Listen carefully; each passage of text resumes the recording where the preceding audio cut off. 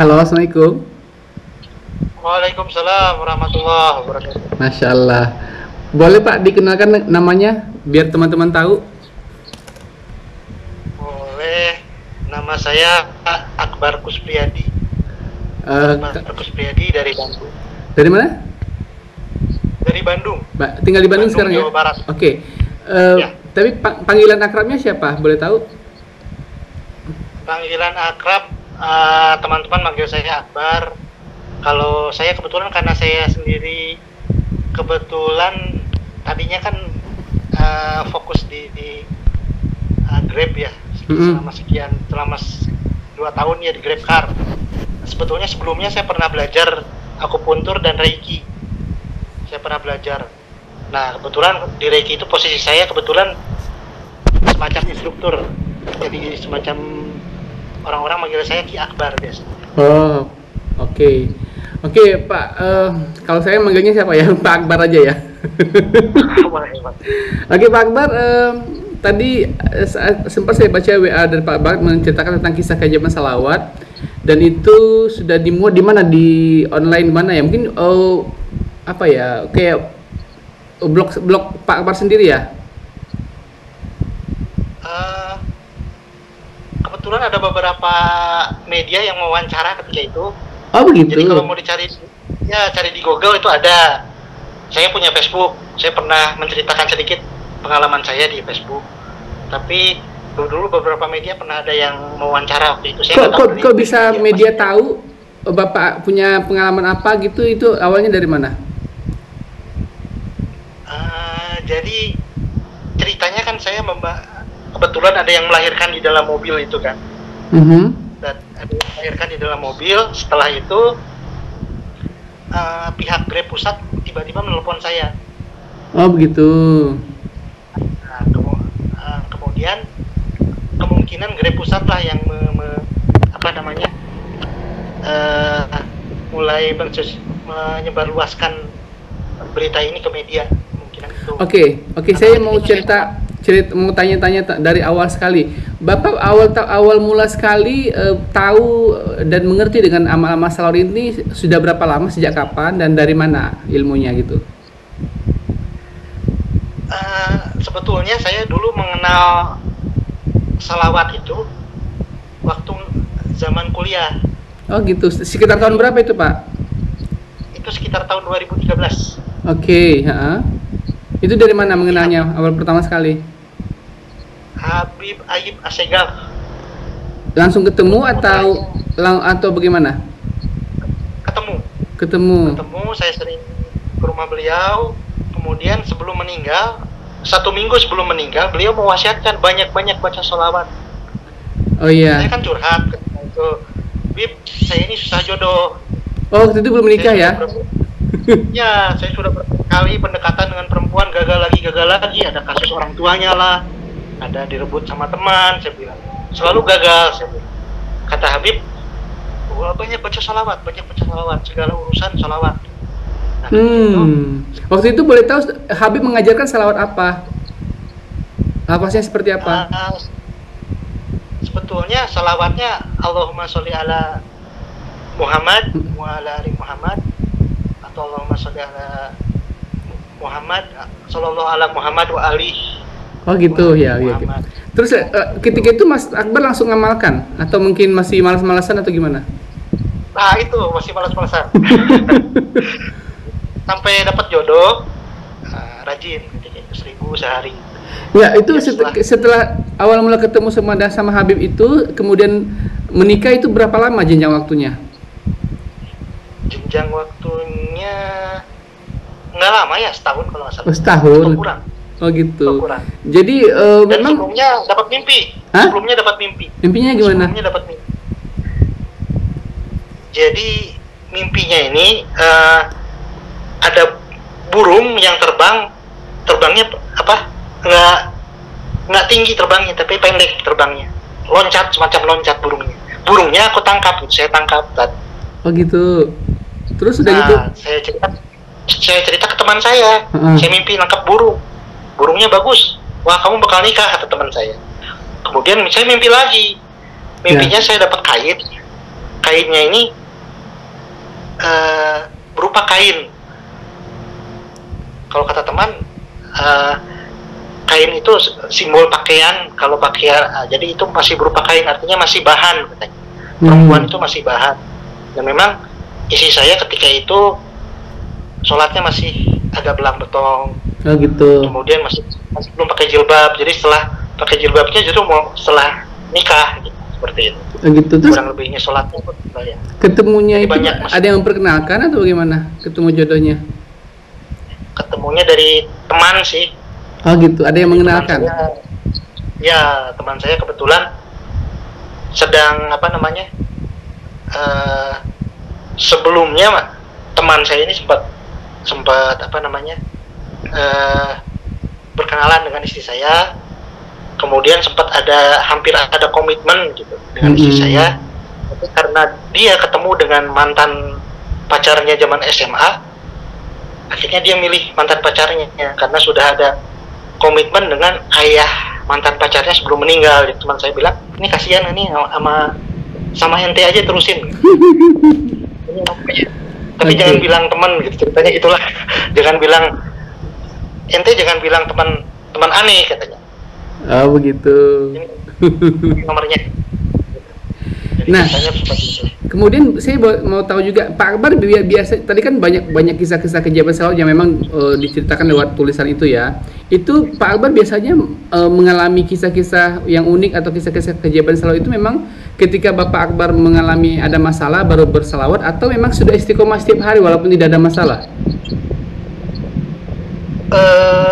Saya sebetulnya alhamdulillahnya istiqomah setiap hari walaupun hanya 100. Oh gitu. Cuma ketika ada masalah kenceng. Oh gitu. Kebetulan Habib dulu pernah ngasih 12.000 kali semalam. Itu yang salawat yang mana Jadi tuh? Yang lafaznya seperti apa? Yang 12.000? Yang Allahumma sholli ala Muhammad wa ala ali Muhammad. Oh gitu ya wes. Oke. Allahumma sholli ala Muhammad wa ali Muhammad. 12.000 kali. Kalau kepepet, insya Allah segala masalah apapun pasti ada jalan keluar, dan selalu ada jalan keluar. Selalu ada jalan keluar. Biasanya Mas Sampai kalau yang paling, sebentar, ya? biasanya kalau 12.000 kali itu yang seperti itu lafaznya Mas berapa jam selesainya? Kalau saya nggak di satu majelis, jadi artinya Dicicil? 12.000 kali itu dicicil. Oke. Biasanya maghrib isa saya baca 5.000 kali. Oke, iya. Nanti malam, misalnya kalau tahajud saya baca 3.000, nanti subuh saya baca 2.000. Kalau kadang-kadang tertidur siangnya dibaca 2.000 lagi. Oke. Sekarang saya mau tanya, dari sekian macam keajaiban yang Mas pernah rasakan, Pak Akbar pernah rasakan, apa yang memang betul-betul berkesan ataupun yang mungkin keajaiban yang dirasa sangat besar gitu? Boleh diceritain dong? Pertama mungkin buku ya, Buku apa tuh? Jadi waktu itu saya masih kuliah. Sudah menikah dengan istri saya. Okay. Kebetulan saya menulis buku judulnya Biarkan Tubuh Anda Yang Menyembuhkan. Nah, buku ini ceritanya udah masuk ke berbagai penerbit, ditolak. Masuk ke ini ditolak lagi. Saya kan tidak hanya sekedar buku, jadi saya bilang pada profil saya ceritakan bahwa saya pun mengajar tenaga dalam meditasi di PT Dirgantara, kemudian di Kimia Farma. Saya bilang ini murid-murid saya perlihatkan foto-fotonya, tidak ada yang terima ketika itu. Nah, saya baca selawat yang 12.000, tapi tidak sampai 12.000, cuma 1.000. Okay. Tanpa, sudah tidak ingat lagi lah, sudah lupa lah gitu dengan wirid ini, sampai akhirnya suatu hari saya pengajian. Teman saya ngajak Habib Abu Bakar Al-Hamid nih dari Jakarta ngaji. Dia diundang ke Bandung. Nah, saya ikut ngaji. Nah, di pengajian itu saya ketemu dengan Abdul Aidid. Dengan beliau sebetulnya tidak mau disebut Habib, tapi beliau panggil aja Pak Abdullah aja. Pak Abdullah Aidid. Beliau ini kebetulan ketika itu ininya Pustaka Hidayah, jadi direktur Pustaka Hidayah. Pustaka Hidayah itu penerbit ya? penerbit Pustaka Hidayah. Oke. Nah, beliau bilang, aneh denger ente nulis buku ya Bar? Iya Bib, jangan nyebut Habib lah, nyebut nama aja katanya. Coba lihat aneh naskahnya, liatin. Wah ini bagus deh katanya. Ente besok datang ke kantor nih, kartu nama. Datang ke kantor langsung tanda tangan. Oh begitu. Langsung Kan produksi. nggak ngajuin. Langsung Iya nggak diterbitkan. ngajuin. Iya tiba-tiba langsung dia yang minta ketika itu. Beliau yang minta. Nah, kebetulan alhamdulillah sampai 3 kali Cita ulang. bestseller lah. Oh iya. Untuk ya ketika itu bestseller tapi khusus untuk Pustaka Hidayah, jadi bestseller apa disebut istilahnya ya. Cuman sayangnya Pustaka Hidayahnya malah bubar. Oh gitu. Oh, Ya, kan? berarti Mas sempat mendapatkan royalti dari buku itu dari penerbitnya. 2 kali royalti. Oke. Yang pertama berupa uang, yang kedua karena sudah mulai keuangan di Pustaka Hidayah bermasalah, tidak berupa uang, berupa buku. Oh gitu. Berupa buku. Waktu Nah, berapa yang waktu ketiga, sempat puluhan juta nggak sih hasilnya? Nggak. Buku pertama itu cuma dapat, sebetulnya nggak gede sih, cuma 3,5. Oke. Cuma Iya. dapat 3,5 juta. Tapi untuk ukuran saat itu besar ya. Iyalah, Untuk iya. ukuran saat itu. Kemudian yang kedua berupa buku yang senilai 3,5 juta juga. Oh, Nah yang gitu. ketiga tidak ada royalti, yang dibayarkan karena keburu bubar, Pustaka Hidayahnya bangkrut. Masya Allah. Yang ketiga itu sebetulnya bayarannya berupa kertas, saya ingat berupa kertas. Bisa diambil kertasnya, kemudian karena sudah tidak ada kantornya, ya udah, wassalam. Cuman Oh, saya lihat begitu. di toko online bukunya masih ada, dan rencana mohon doanya dari Ustadz Oke. dan dari teman-teman sekalian, saya akan terbitkan lagi. Oh Walaupun gitu. saya tulis sendiri. Maksudnya Saya cetak sendiri, buku saya yang tulis. buku yang itu lagi diterbitkan atau mungkin pakai penerbit yang lain atau bagaimana? Ada rencana pakai penerbit yang lain, tapi saya malah punya rencana menerbitkan sendiri, mohon doanya aja kan. Masya Allah. Karena tidak hanya buku itu, ada banyak ini juga di kepala saya yang ingin saya bagikan. Oke. Nah, kisah apa lagi yang ingin Bapak ceritakan yang mungkin agak ajaib juga gitu? Jadi ceritanya begini, saya ini ketika itu istri saya kebetulan kan, jadi keluarga kami itu pada saat itu punya perusahaan sendiri. Perusahaan apa itu bergerak di bidang apa? Dulu di bidang kina ya ketika itu, bidang perusahaan kayu kina. Kina. Istri saya kebetulan kerja kina. Oke. Istri saya kerja di ibu saya, kemudian perusahaan kami bangkrut, perusahaan keluarga. Oh, mohon maaf, itu kejadian sekitar tahun berapa ya? Sekitar 10 tahun yang lalu atau 7-8 tahun yang lalu sekitar itu. Oke. Terus? Nah, kemudian setelah bangkrut jatuh kan, saya pernah tidak punya uang, tidak punya kendaraan apapun. Itu sudah menikah ya? Mengalami fase itu. Setelah menikah tidak punya pekerjaan. Nah, ketika itu tiba-tiba saya berhasil menjual tanah sepetak lah gitu. Kemudian dapat uangnya dipakai untuk beli rumah, untuk kredit rumah, baru DP 20 juta. Oke. Sementara tiap bulan mesti bayar 3,5 juta kayak gitu. Oke. Nah, saya bayar bulan pertama lancar, bulan kedua lancar, bulan ketiga lancar, karena tidak ada penghasilan, habis kan? Iya. Tabungan saya habis dari hasil menjual tanah itu. Nah, sampai tiba-tiba datang dari bank, Menagih. dari apa namanya? Ya, dari finance-nya datang menagih, masih berupa teguran lah gitu ya, tagihan biasa. Iya. Kemudian datang lagi bulan kedua, tidak sanggup bayar. Pada bulan ketiga itu sudah ultimatum, harus segera dikosongkan. Apabila tidak dikosongkan, kami akan lakukan penyegelan agar dilakukan pembayaran pada hari Jumat. Apabila tidak dilakukan pembayaran pada Jumat, maka Senin harus dikosongkan. Terus Dan rumah akan diambil, kurang lebih gitu ultimatumnya. Terus apa dong? Gimana dong? Surat sampai ke rumah hari Rabu, dan Oh iya. surat sampai ke rumah hari Rabu, hari Jumat harus udah ada uang. Rabu, Kamis, Jumat, tinggal 3 hari lagi. Sehari lagi. Rabu datang suratnya, malamnya ini anak saya barusan ngobrol dengan anak saya. saya ceritain pengalaman itu kan. Kemudian, nah pada saat itulah saya baca sholawat 12.000 kali kan. Sedang kepepet betul-betul ke. Itu dari Isya sampai subuh gitu ya? Dari maghrib. Dari maghrib? Sampai sekitar ya jam 2 malam, tapi saya selang-seling dengan nonton TV 1000 lagi. Sampai saya minum, makan 1000 lagi. Sampai jam 2 malam. Itu maksudnya baca salawatnya di atas sajadah atau sambil beraktivitas atau gimana?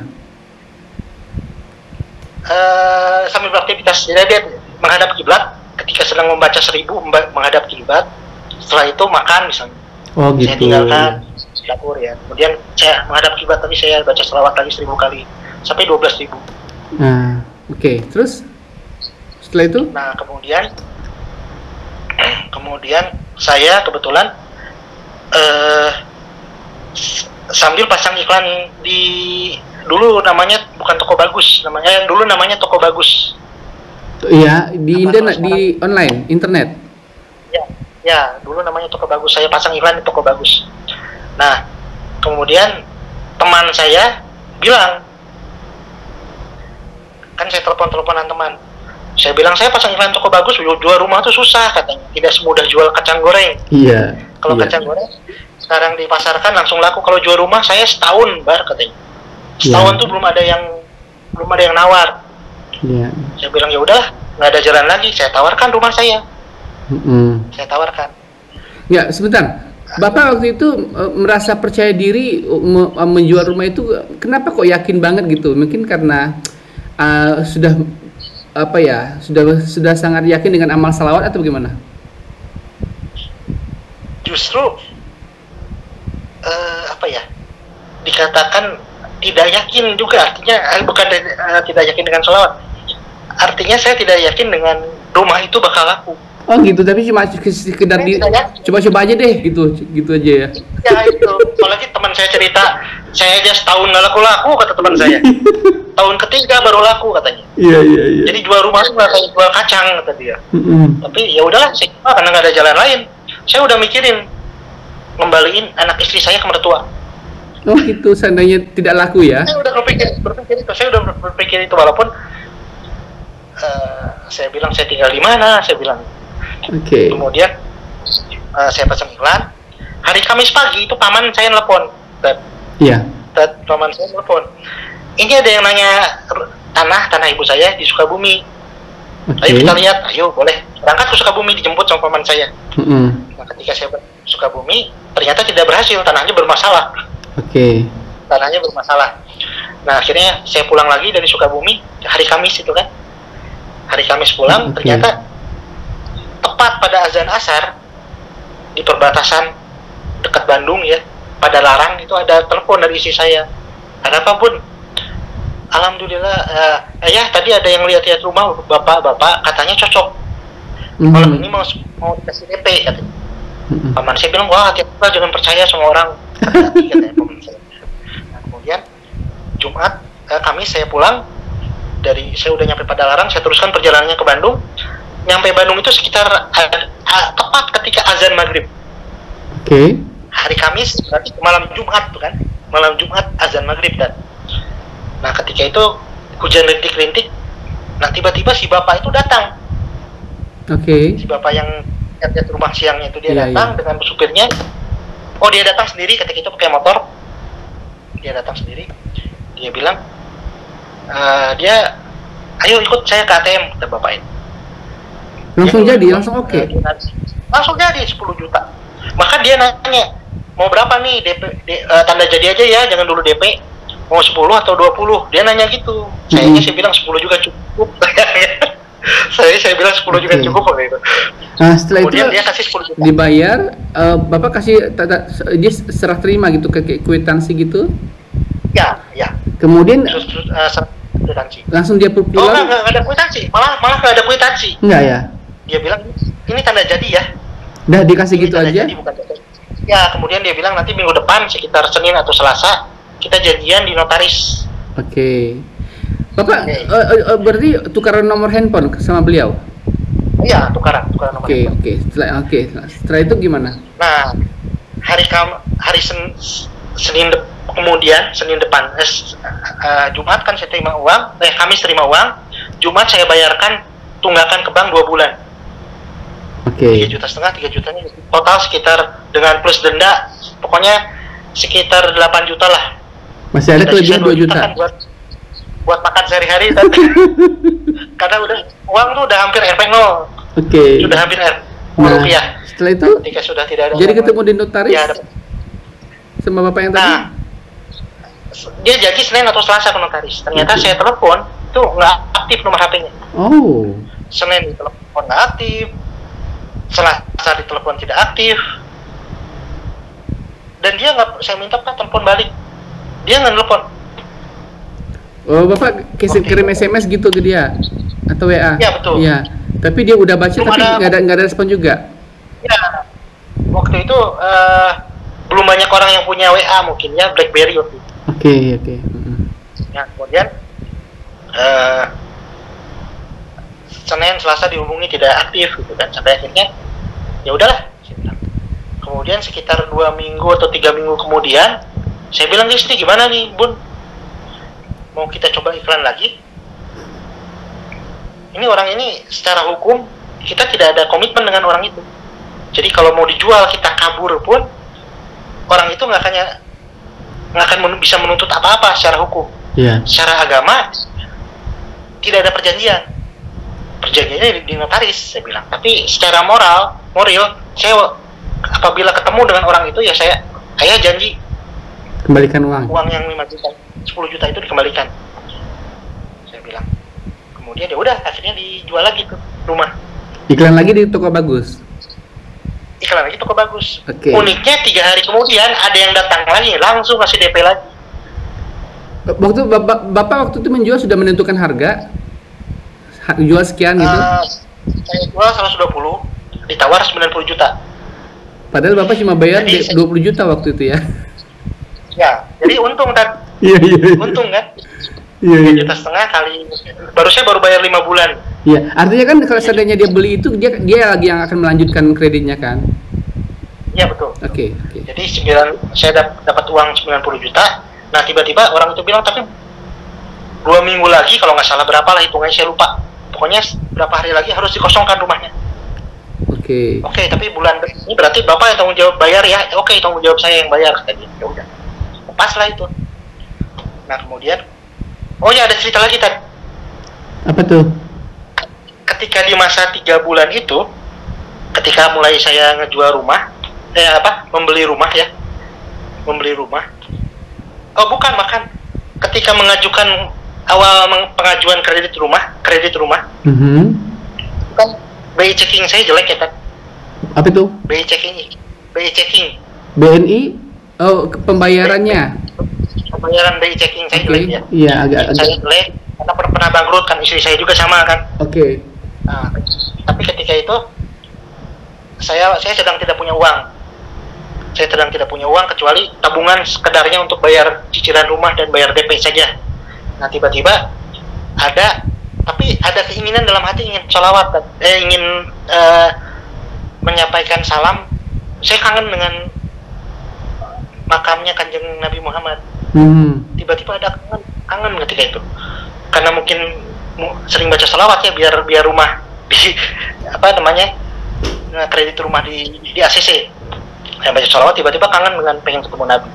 Entah kenapa, tapi tidak terpikir bisa umroh karena nggak punya uang. Nah tiba-tiba ada salah seorang temannya ibu saya, tadinya dia ingin umroh, tapi karena sedang ada pekerjaan dia tidak bisa umroh. Ini deh duitnya. Maksudnya gimana sih? Dia sudah punya uang untuk umroh?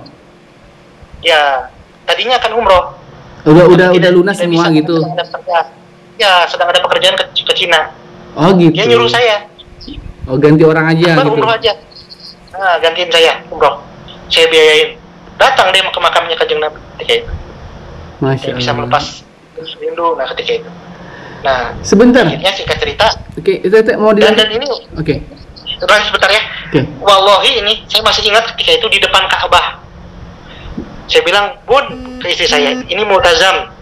Oh, video call dengan istri? Ya, dulu kalau nggak salah saya belum punya, saya lupa lagi, saya belum ada WhatsApp ya kalau nggak salah, masih handphone. Oh, handphone aja, handphone biasa, telepon. Saya telepon istri ya. Oke, terus? Saya telepon istri, waktu itu saya agak lupa ya ceritanya. Jadi saya bilang ke istri saya, oh nggak, kalau nggak salah saya ada kamera. Saya foto, saya lihat Facebook ayah nih pokoknya, ayah di depan Ka'bah. Saya telepon, ternyata istri saya ketika itu sekitar jam 4 subuh ya, di Mekah itu, atau jam 3 subuh, istri saya ada di sekolahnya anak saya. Jadi ketika itu di Indonesia pagi. Bunda berdoa minta apa saja. Ini Ka'bah. Istri saya berdoa agar di rumah di ACC, agar kredit rumah di ACC. Gitu. Waktu itu ceritanya belum punya rumah kan. Nah, ketika itu berdoa, malamnya subuh, berarti di sana kan di Arab itu sekitar jam 4 subuh. Jam 10 pagi istri saya telepon, ayah alhamdulillah di ACC. Jadi jawabannya ketika itu langsung seketika. Ya, rumah di ACC. Nah, ceritanya ternyata baru 3 bulan kan bayar cicilan rumah sudah bermasalah. Nah, sampai cerita saya menerima surat itu, harus dibayar hari Jumat. Nah, hari Kamis ternyata sudah terima uang. Alhamdulillah pada Jumatnya saya berhasil membayar uang selama 2 bulan tunggakan. Bapak itu nggak pernah nongol lagi? Yang ngasih 10 juta tadi nggak ada nongol lagi? Halo?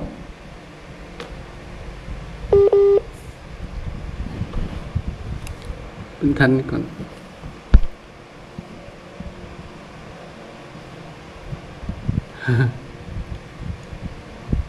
Halo? Ya. Halo? Sorry terputus tadi kan ada sinyalnya. Bapak yang tadi ngasih 10 juta tadi ada nongol lagi nggak? Nggak nongol lagi. Tidak nongol lagi, ditelepon tidak aktif. Nah, tetapi pada saat saya akan pindah rumah, malamnya pada saat akan pindah rumah, bahkan tidur pun sudah, ketika itu saya sudah tinggal satu kasur kalau nggak salah. Kasur yang satunya lagi sudah, pokoknya sebagian barang semua udah dipindahkan ke rumah kontrakan katanya. Pada malam itu tiba-tiba, malamnya akan pindah rumah, si bapak itu tiba-tiba telepon saya. Wah, kaget saya kan. Aduh, ini gimana nih? Tapi kan saya berusaha tenang dan saya pikir ini tidak ada masalah, secara hukum aman, secara agama pun aman lah, kita bicarakan baik-baik saja. Tiba-tiba si bapak itu duluan yang minta maaf. Oh gitu, dia merasa bersalah kenapa? Iya. Waktu itu katanya istri saya tidak cocok dengan rumahnya. Setelah lihat-lihat ke rumah bapak, padahal istri saya bilang nggak ada yang lihat rumah. Istri saya tidak cocok, setelah lihat-lihat tidak cocok, katanya jauh dari sekolah anaknya. Oh gitu.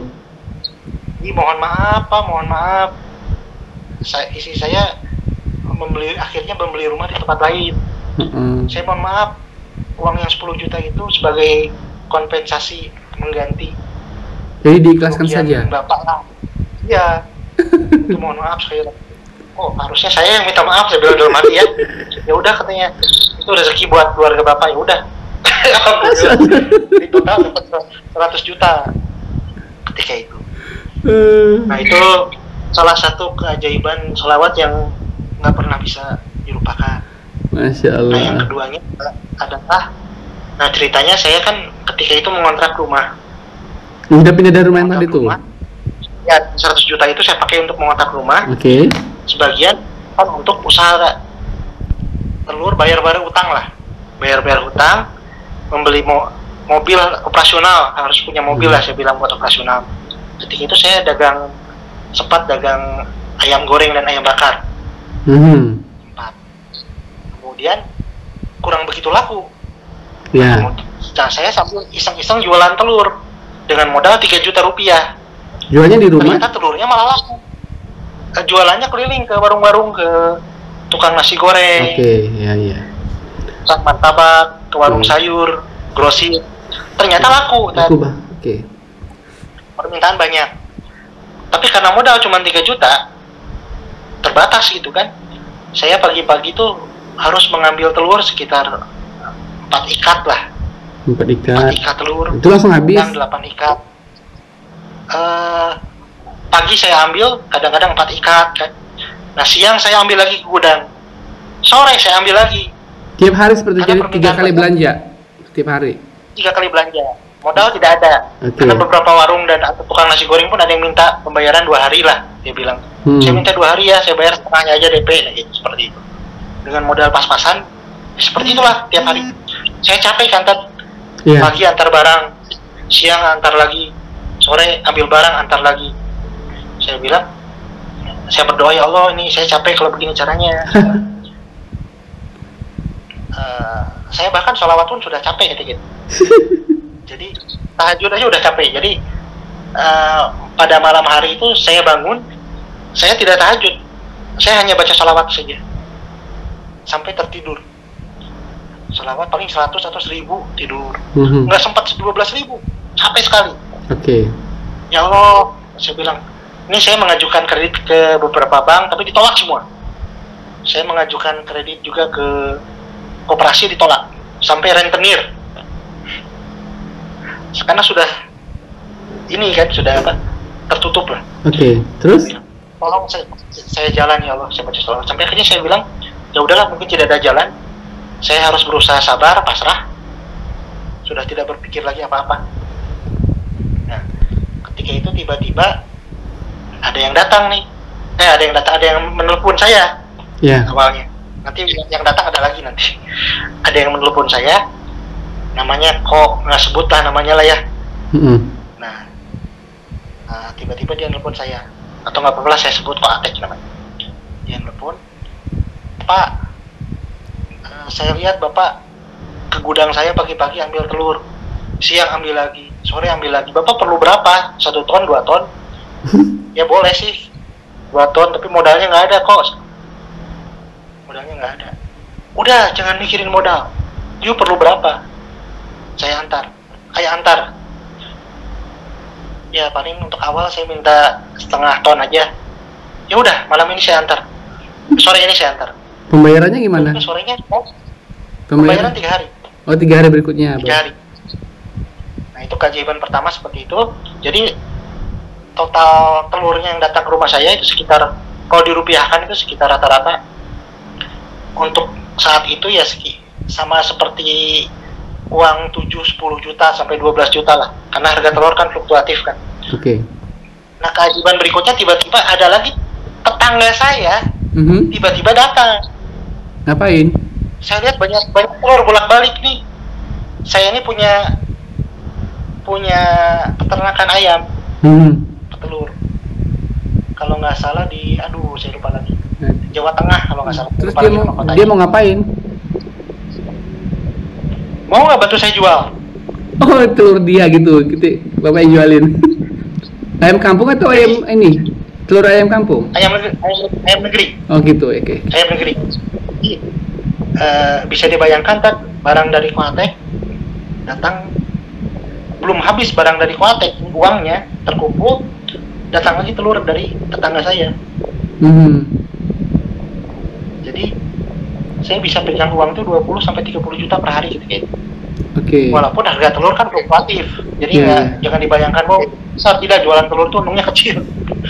Nah, sampai ceritanya saya tergiur dengan Grab. Bisnis telur tadi kenapa masih agak menurun terus gitu? Nah, itu harga telur ya mohon maaf lah sebelumnya. Jadi setelah pergantian kepemimpinan Indonesia, kalau dulu kan telur tuh bisa diperkirakan ini bakal naik nih, Lebaran nih pasti telur naik, gitu kan. Kita ini pemain-pemain yang ngambil untung lah dari Lebaran itu. Kita nyetok banyak telur, karena Lebaran itu sudah pasti naik. Nah, pada saat itu tiba-tiba terbalik, malah Lebaran itu operasi pasar, malah harga turun. Jadi banyak pengusaha telur yang rugi. Oh gitu. Nah, saya berdoa kepada Allah kan ketika itu, ya Allah, saya ingin seperti Pak Midun. Saya bilang ke teman saya bilang seperti teman saya Pak Midun, orang Majangka, dia modalnya bisa 150 juta. Saya bilang, saya ingin seperti itu, saya berdoa. Ternyata suatu hari katanya Pak Midun lagi ngelamun. Kenapa Pak? Waduh, saya rugi katanya. Tadi malam telur 4.000 datang. Tadi malam 19.000. Ini pagi ini sudah 18.000. Besok turun lagi 17.000. Ya Allah. Saya masih punya 2 ton lagi katanya. Tadi malam datang 5 ton. Saya masih punya 2 ton lagi. Ini gimana? Dan itu jadi memang pengusaha-pengusaha ketika itu banyak yang rugi ya usaha telur ketika itu. Akhirnya saya berpikir usaha lain. Makanya telur saya jual, saya pakai untuk DP mobil ketika itu. Saya main Grab. Ya, Grab walaupun pada saat itu masih juga sebagian grosir dan warung sayur saya kirimkan telur juga. Jadi paginya saya kirim telur, malamnya nge-Grab. Ya. Tapi lama-lama udahlah, telur ini udah nggak ada untungnya. pada saat itu sudah tidak ada untungnya, udahlah saya fokus aja nge-Grab. Akhirnya nge-Grab pada saat itu lagi kencang nge-Grab itu tadi. Awal-awal sekali ya dulu ya. Oke. Sampai suatu hari Grab sepi. Sudah tidak lagi sekencang dulu. Bonus sudah jarang, sudah tidak seperti dulu kan, bonusnya 400.000 per hari kan. Dari penumpang aja saya dapat 3,5, bonus 400, jadi saya dapat 7,5 per hari. Sedangkan kalau telur kan nggak sampai segitu. Dapat 250.000 per hari aja udah alhamdulillah telur. Untung aja udah alhamdulillah. Nah kalau Grab bisa 7,5 per hari, makanya saat itu saya Grab car. Dan itu indah-indahnya Grab itu selama 1 tahun. Setelah itu bonus sudah mulai turun kan, sepi, penumpang sepi, sudah semakin banyak persaingan, semakin ketat. Ya mulailah saat itu sedikit penghasilannya dari Grab. Gitu. Ya. Saat saya sempat menghitan anak saya yang pertama ketika sedang nge-Grab, ketika sedang usaha Grab car ini. Saya sempat menghitan anak saya yang pertama ketika sedang kencang-kencangnya usaha. Tapi justru ketika sedang sepi, anak saya yang kedua minta dihitan. Ayah, saya mau dihitan, katanya izinan mau dihitan, mau disunat. Aduh, saya bilang, nantilah kalau udah kumpul dulu uangnya. Saya nyuruh istri saya nabung. Kemudian begitu, kejadiannya seperti itu. Setiap kekumpul 1 juta, saya bilang, ini aki kena rusak, akhirnya ganti aki, habis lagi uang tuh kan. Kumpul lagi 1 juta, ban kempes, ganti ban mobil lagi, berapa kan? Iya. Sampai akhirnya selalu habis. Sampai akhirnya ketika itu sholawat. Ketika itu isi minta, ayah kapan dihitannya, kapan disunatnya, katanya dia pengen disunat. Lu pengen nangis ini kan. Saya ingat ketika saya masih muda dulu, maaf ya, maksiat selama 1 juta itu dalam 1 malam habis. Tapi ketika sedang kondisi seperti ini gitu kan, ketika itu bahkan anak minta dihitan yang ketika itu 750.000 lah dihitan itu, nggak punya uang. Nggak punya. Bisa nggak bayangkan seorang ayah gitu kan, ketika anaknya minta disunat nggak punya uang, pasti sedih lah. Sedih sekali. Ketika itu saya baca sholawat Nabi. Saya baca sholawat Nabi malamnya. Setelah itu apa yang terjadi? Nah, malamnya saya baca sholawat, paginya itu akun saya tidak berbunyi, tidak ada order masuk. Biasanya jam 5 subuh itu sudah ada order Grab ya? Jam 5 subuh sampai jam 9 ada order, setelah itu sepi lagi sampai jam 12 itu. Siklusnya seperti itu. Nah, tiba-tiba ini jam 5 subuh dinyalakan tidak bunyi. Saya bilang ada. Ya udah Bun, ke istri saya. Saya bilang ke istri saya, ya udahlah, ini ayah mau keliling dulu cari penumpang. Saya keliling cari penumpang. Keliling tidak jauh dari rumah saya ketika itu, di Gede Bagi, ya sekitar 2 kilo lah dari rumah saya. Tiba-tiba bunyi akun saya. Itu sekitar 6:30 pagi. Jam 5 saya nyalakan, jam 6:30 baru bunyi.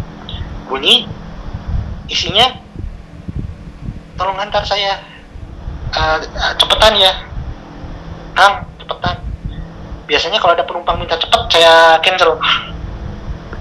Males, kalau orang cepet tuh males. Tapi ini langsung diambil. Tadinya mau di cancel, tiba-tiba dia bilang, cepetan, ini kakak saya mau melahirkan. Nah, langsung diambil akhirnya. Ketika diambil, betul digotong dia, digotong sambil nangis. Dia penumpangnya perempuan yang mau melahirkan, mertuanya 2 orang, suami istri, mertuanya. Sementara suaminya naik motor. Rumah sakitnya kurang lebih dari Gede Bage, dari rumahnya ke rumah sakit itu sekitar 2-3 kilo lah. Dekat, jadi jauh. Nah tapi karena pagi-pagi jam 6:30 itu sedang macet-macetnya. Nah saat itu saya buka kaca mobil sampai teriak-teriak ke polisi, tolong ini bawa pasien melahirkan. Polisi bantu saya kan. Oh gitu. Bantu kurang kemacetan. Nah tiba-tiba sekitar 100 meter atau 200 meter dari rumah sakit, belum nyampe nih. Iya. Tiba-tiba pasien nangis dan kedengar suara bayi nangis. Keluar. Iya. Bayi. Sementara rumah sakit itu baru 200 meter lagi. Berarti itu banjir darah ya. dong di belakang di mobil tuh banjir darah gitu. Banjir darah. Berdarah sedikit. Darah sedikit tapi air ketuban. Oh Banyak. gitu. Nah, sampai akhirnya begitu sampai rumah sakit saya buka kaca, saya bilang, "Ini bawa pasien melahirkan, bantu." Akhirnya dibantulah, datang perawat, datang dokter, digotong lah pasien, bayinya diangkat, digunting dulu. Makanya ada di fotonya itu, di foto di Google itu bisa dilihat lah. Ya. Ketika itu ada fotonya, kalau nggak salah foto guntingnya ada, mobil saya ada ketika itu. Nah sampai akhirnya lahir di mobil saya bayinya, kemudian digunting oleh dokter dan dibawalah pasien ke rumah sakit.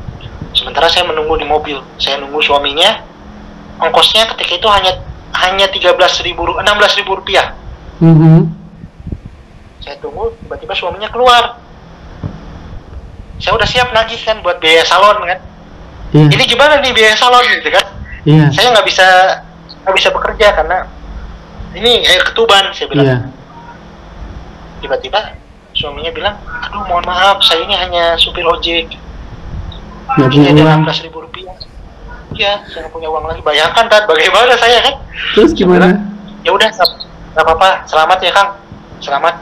Ada bayi walaupun secara ini kan, aduh gimana? Terus akhirnya nggak bisa kerja kan? Air ketuban. Bapak melapor ke Grab jadinya gitu? Enggak, saya nggak ngelapor ke Grab. Sebentar. Iya, ngelapor ke Grab. Saya lapor, saya bawa bayi pasien melahirkan di mobil. Mohon jangan kan biasanya kalau jadi ceritanya saya lupa. Biasanya kalau bawa penumpang itu saya sering pijat tombol bahwa misalnya jalan gitu kan. Nah ini ketika itu saya lupa memencet tombol. Nah, saya minta maaf atas itu ke kantor Grab pusat. Saya laporkan. Kemudian saya laporkan juga saya sedang membawa penumpang ini yang melahirkan. Udah saya lapor itu. Dan ternyata siang harinya saya pulang ke rumah, saya bercerita ke istri, "Bun, ini ada oleh-oleh." "Apaan?" "Tuh lihat di mobil," saya bilang. Saya kaget kan. "Astagfirullahaladzim, apa itu?" kata saya. "Itu air ketuban." "Ayah, maksudnya apa?" "Tadi bawa penumpang melahirkan di mobil." "Astagfirullahaladzim." "Ya udah kita sikat." Oh, istri yang ikut bersihin. Dibersihin. Oke. Dan ternyata sampai jam 12 siang masih bau tadi.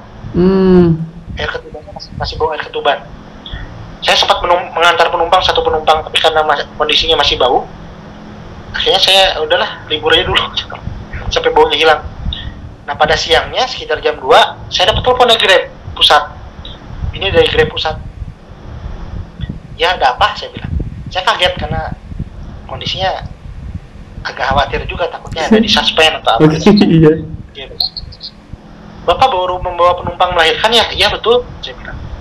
"Ini tadi kita udah mengecek ke rumah sakitnya, betul Bapak bawa penumpang melahirkan. Ini besok kalau bisa kita bertemu di rumahnya dengan kantor Grab dari Bandung." Di rumah yang melahirkan tadi gitu ya? Rumah pasien. Ya. Oke, terus akhirnya bertemu dan si itunya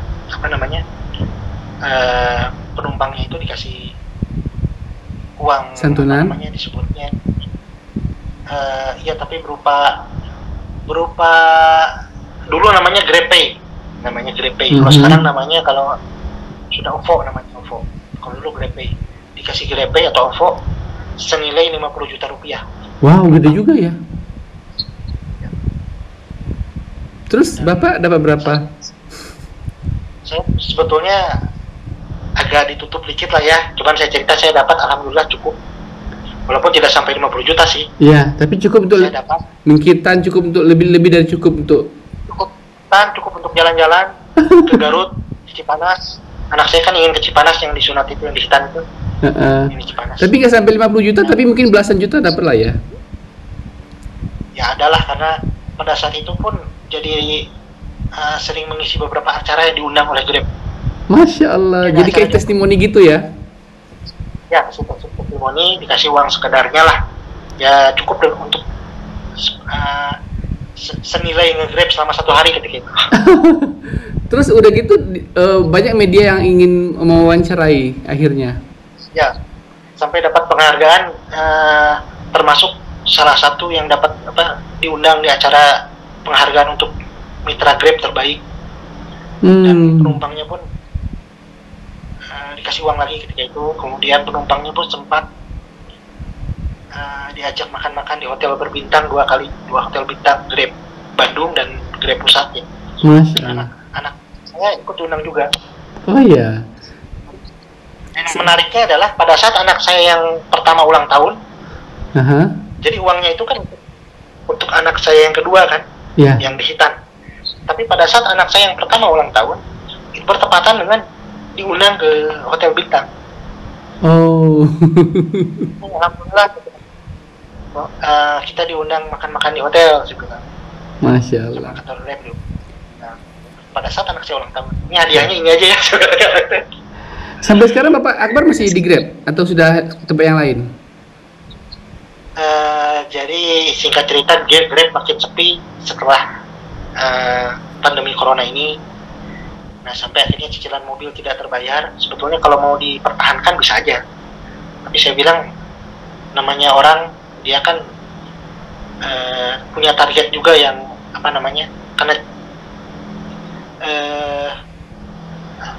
nunggak kalau nggak salah tuh 2 bulan mobil saya. Jadi Bapak jual mobil lagi? Bapak jual mobil? Enggak, akhirnya saya, kondisi waktu itu jual mobil sedang susah, sedang sulit.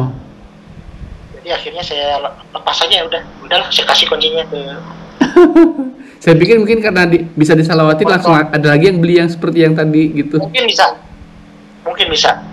bisa, tapi karena saya bilang ya udahlah, karena memang saya tadinya kan backgroundnya ketika kuliah sempat belajar Reiki dan akupuntur. Saya bilang, kenapa sudah mulai ada panggilan akupuntur. Kebetulan murid-murid saya yang dulu minta saya aktif lagi di grup WhatsApp. Ya. Saya mulai akupuntur. Dan Bapak ngebatin penyakit-penyakit seperti apa misalnya? Mungkin ada teman-teman penonton ini nanti bisa berobat ke Bapak juga, kan kita tawarkan gitu, kita promosikan. Jadi saya ini mengobati berbagai macam penyakit ya, termasuk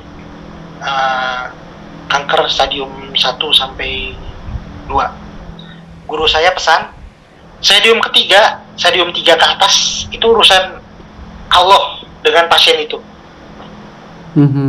Pokoknya kalau stadium 3 ke atas, lu jangan ikut campur, kata guru saya waktu itu. Itu urusan Allah sama pasien, lu jangan ikut campur, itu berat urusannya. Jadi saya nggak berani menghadapi pasien stadium 3, tapi kebetulan istri saya kena kanker payudara tadi. Udah sembuh? Masih berjalan? Nah, ceritanya begini Ted. Aduh, ini nggak kepanjangan nih. Ya nggak apa-apa, disingkat aja. Ceritanya istri saya menderita kanker payudara itu sejak 3 tahun yang lalu. Saya tangani dengan bekam dengan sedot lintah, akupuntur, dan tenaga prana. Nah, ceritanya saya tangani dengan itu. Di sela-sela saya ketika itu masih nge-Grab. Masih nge-Grab. Nah, kemudian herbal juga. Nah, tiba-tiba mulailah ada perbaikan. Nah, setelah istri saya merasa membaik, nah lebaran kemarin istri saya mulai makan nasi putih. Apalagi di keluarganya kan mudik kemarin lebaran, makan nasi putih, gorengan. Dan akhirnya setelah lebaran kondisinya mundur. Kambuh lagi malah tambah parah. Istri saya karena tambah parah, ketika itu sudah tidak sempat dibawa ke medis ya. Tapi kalau saya lihat gejala-gejalanya ini sudah stadium 4. Saya akupuntur, saya tusuk jarum. Ternyata yang ditusuk itu malah benjol, ada benjolan. Wah, ini udah parah, saya bilang. Kalau ditusuk malah tambah parah. Ini sudah stadium 4, kata guru saya. Kalau ada yang sudah stadium 4, jangan ditangani. Saya udah nggak bisa menanganinya lagi tadi. Nah, pada saat itu saya baca sholawat. Tiba-tiba anak saya nemu suatu, saya pun sudah pernah mendengar pengobatan dengan jus dari guru saya, tapi tiba-tiba saya agak lupa gitu kan dengan itu, dan istri saya memang tidak mau, tapi ketika itu tiba-tiba anak saya bilang, nih ya ayah lihat nih di YouTube ada seorang ibu-ibu yang testimoni bahwa dia sembuh dengan jus. Jus apa tuh? Bawang putih apa? Jadi segala macam jenis buah-buahan yang alami itu bagus untuk penderita kanker. Jadi kalau orang kanker itu jangan makan buah apapun, jangan makan makanan apapun, jangan makan nasi, jangan ada suplai gula, jangan, pokoknya goreng-gorengan nggak boleh. Jadi hanya boleh minum jus saja, buah-buahan dan sayuran. Saya bilang ke saya, ini gimana Bun, mau nggak mengganti makannya dengan jus? Maka mulailah istri saya makan jus, minum jus tiap hari dengan makan buah-buahan. Ternyata awalnya masih sering sakit nggak kuat, nangis jam 11 malam, nangis, muntah, mual, kemudian gatal badan, gatal mual. Maaf ya, ini kanker payudara kan. Payudara kanan itu lukanya terlalu besar kan, payudara kiri muncul benjolan. Jadi saya bilang udah pasrah lah. Nah, ketika anak saya memperlihatkan testimoni jus, mulai jus, ternyata belum ada perubahan juga kan. 1 bulan belum ada perubahan. Terus gimana akhirnya? Nah, ceritanya mobil saya ketika itu dijabel. Diapain? Dijabel, diambil oleh debt collector. Oke, terus? Jadi di satu sisi hikmahnya saya lebih fokus ke istri saya dan pasien saya.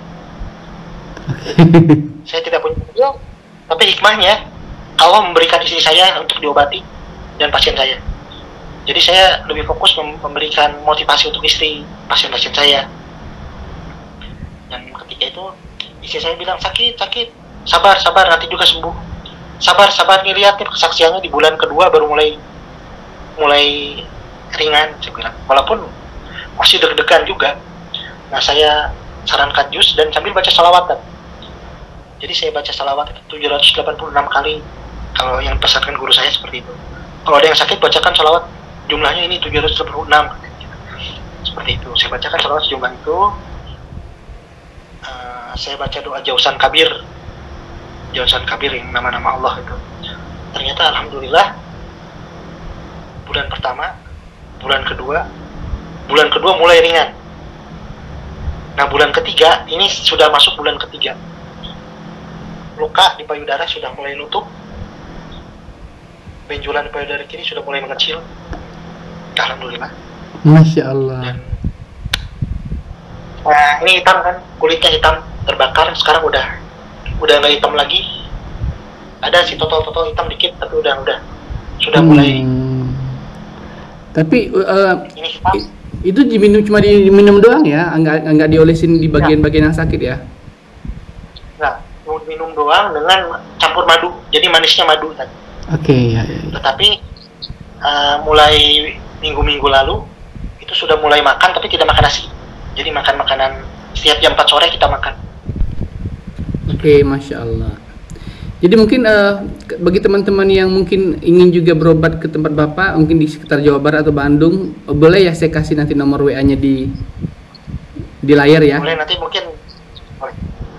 Ya. Oke, ya mungkin juga kan meningkatkan promosi, ini banyak yang nonton nantinya, begitu ya? Oke, dan kenapa? Ya kurang lebih seperti itu Tad. Ya. Alhamdulillahnya di satu sisi ketika mobil dijabel, diambil oleh debt collector, istri saya penyakitnya sedang parah-parahnya ketika itu. Jadi seolah-olah tadinya saya bilang kan, ya Allah kenapa kok begini, istri sakit mobil diambil gitu kan. Tapi ternyata di sisi lain ini loh kamu harus ngurus istri kamu, ini loh ada pasien-pasien kamu, seolah seperti itu. Oke, Masya Allah. Terima kasih Pak Akbar. Ini kayaknya kita sudah lama ya, Sama-sama, Ustaz. sudah hampir 1 jam loh ini. Ya, semoga berkah, semoga banyak yang terinspirasi dari testimoni Bapak Akbar ini ya. Semoga pasien-pasien saya sembuh, Tad, doakan, Tad. Amin ya. Bagi teman-teman yang ingin juga diobati oleh Pak Akbar, nanti bisa lewat WA yang nanti dihubungi Pak ya. Oke, mudah-mudahan di lain waktu kita bisa lagi komunikasi Pak ya. Amin. Semoga berkah Jumat, Tad. Amin. Sampai jumpa Pak. Assalamualaikum warahmatullahi wabarakatuh. Waalaikumsalam warahmatullahi wabarakatuh. Oke teman-teman, tadi itulah Pak Akbar ya. Saya wawancara dengan beliau, luar biasa dengan kisah-kisah pengalaman beliau tentang keajaiban selawat. Semoga teman-teman bisa mengambil hikmahnya ya. Semoga banyak yang terinspirasi dari kisah beliau, bahwa begitu pentingnya kita mengamalkan amal salawat agar kita senantiasa dimudahkan urusannya dan diberikan keberkahan dalam keseharian kita oleh Allah SWT. Teman-teman yang sudah mempunyai kisah-kisah keajaiban salawat bisa untuk mengirimkan kisahnya lewat WA yang saya berikan di bawah ini di nomor 0812 771 62924, di WA dengan nomor 0812 771 62924. Insya Allah saya akan menayangkannya. Sampai jumpa pada video-video saya berikutnya, dan assalamualaikum warahmatullahi wabarakatuh.